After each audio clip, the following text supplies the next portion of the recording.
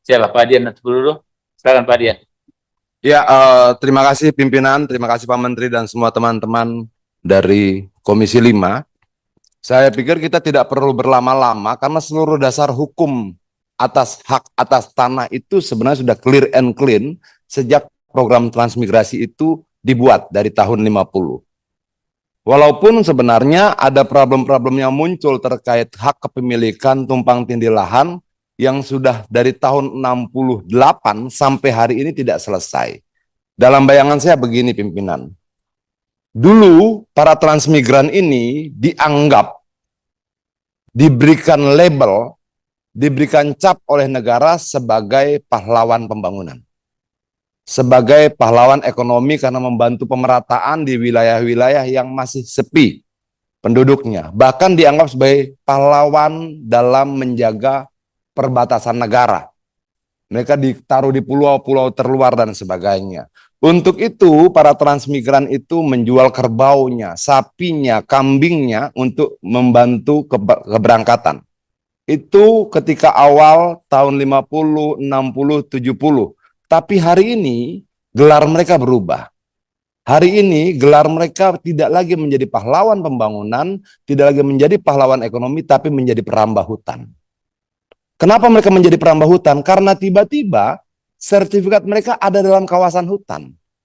Kalau di banyak tempat lain orang mengatakan rakyat merambah hutan, kalau sekarang hutan merambah pemukiman.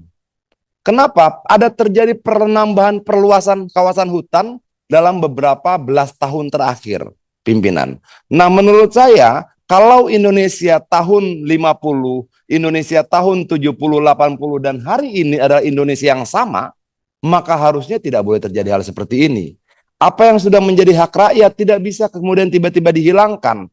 Banyak pengaduan pada saya, pimpinan, mereka sudah punya sertifikat, lalu mereka anggunkan ke bank.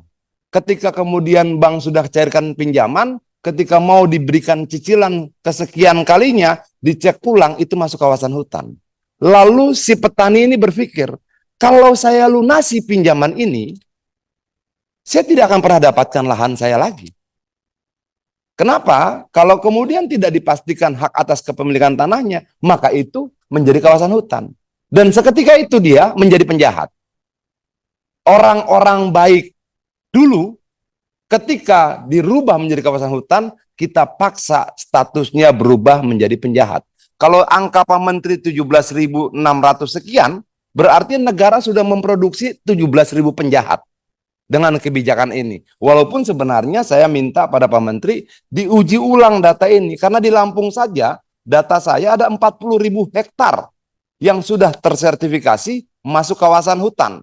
Kalau 40.000 hektar dengan asumsi per kepala keluarga 2 hektar sesuai dengan transmigrasi masa itu, maka paling tidak 20.000 KK.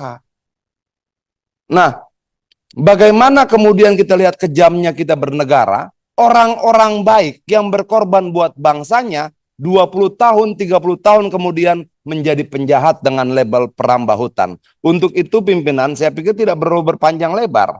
Kita harus pastikan dalam rapat kerja hari ini bahwa semua lahan transmigrasi yang sudah bersertifikat maupun yang belum bersertifikat harus dikeluarkan dari kawasan hutan. Itu untuk menjaga wibawa negara, untuk menjaga nama baik mereka yang sudah berkorban buat negara ini. Terima kasih. Yang pertama, kami atas nama Kementerian Transmigrasi memberikan apresiasi yang tinggi kepada pimpinan dan seluruh anggota Komisi 5 DPR RI, karena tanpa bantuan Bapak Ibu sekalian, kami tidak bisa menuntaskan pekerjaan ini dengan sebaik-baiknya, terutama menyangkut apa-apa yang sudah menjadi kewajiban kami untuk membantu masyarakat transmigran. Dalam hal ini, adanya program Trans Tuntas pun itu sebetulnya juga muncul gagasan tersebut hasil dari rapat kerja dengan Komisi 5 DPR RI. Kami melihat bahwa ini merupakan persoalan yang sangat fundamental. Kemudian memang kami ada keterbatasan kewenangan karena persoalan penerbitan sertifikat itu ranahnya ada di Kementerian ATR BPN.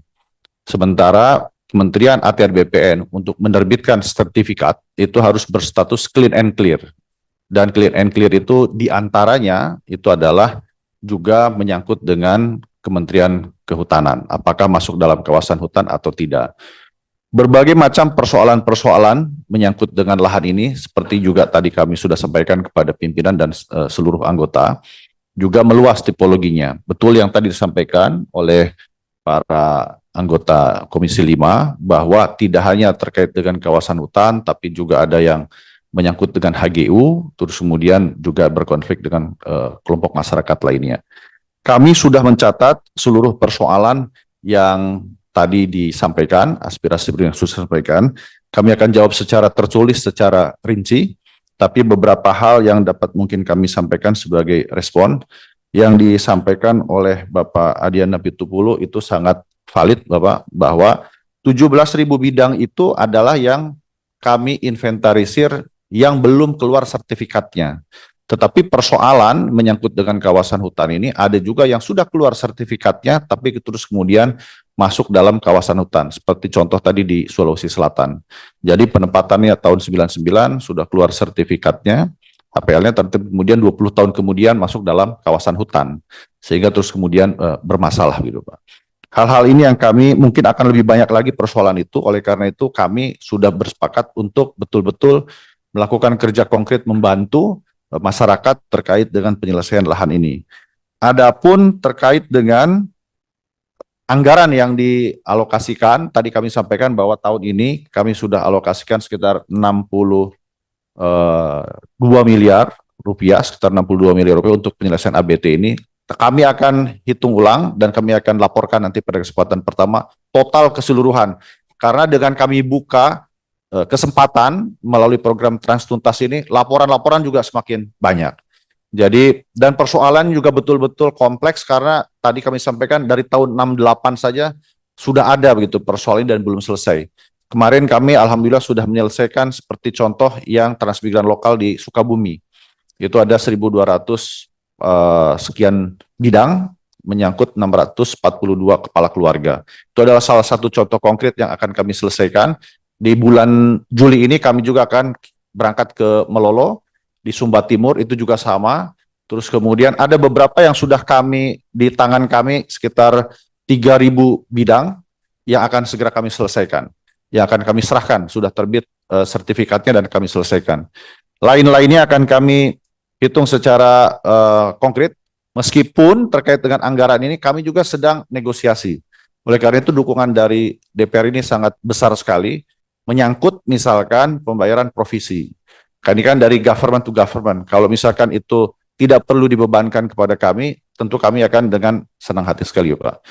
Contoh seperti di Natuna, kami diberikan kewajiban untuk membayar provisi sekitar 3 miliar rupiah kepada Kementerian Kehutanan. Kami kemarin pada bulan Desember lalu sudah mencoba untuk menegosiasi, dari Kementerian Kehutanan tetap dimintakan untuk dibayarkan.